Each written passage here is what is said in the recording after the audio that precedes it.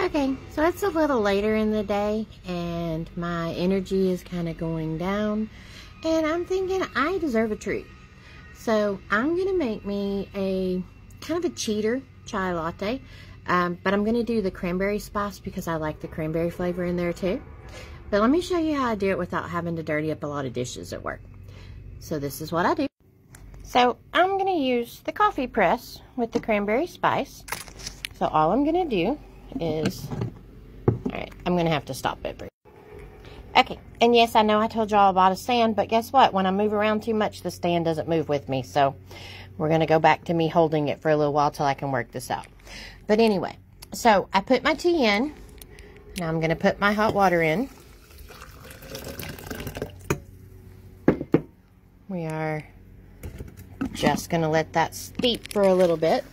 This one's really cool because I can actually watch and how quickly it changes color and it steams up. So this has a black tea in it. Now with the black tea, I'm going to look at y'all. So now with the black tea, have you ever tasted a tea and it tastes really good, but there's like that bitterness you can't stand? A lot of times that's because the black tea was done on too high heat or steeped for too long.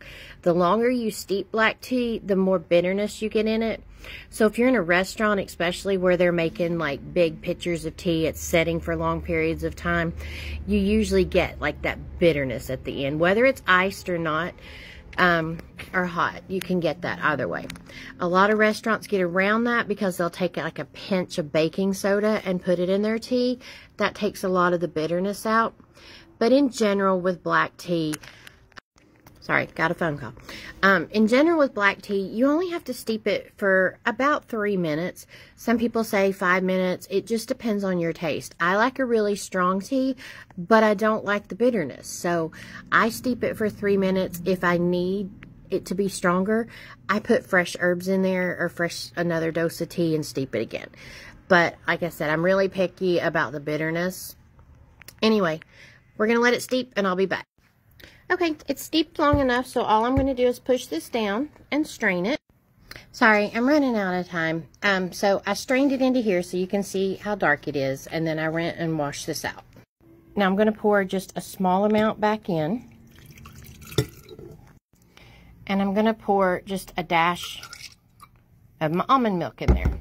I'm going to take the lid and I'm going to just shake it 2 or 3 times up and down, but I have to do it off.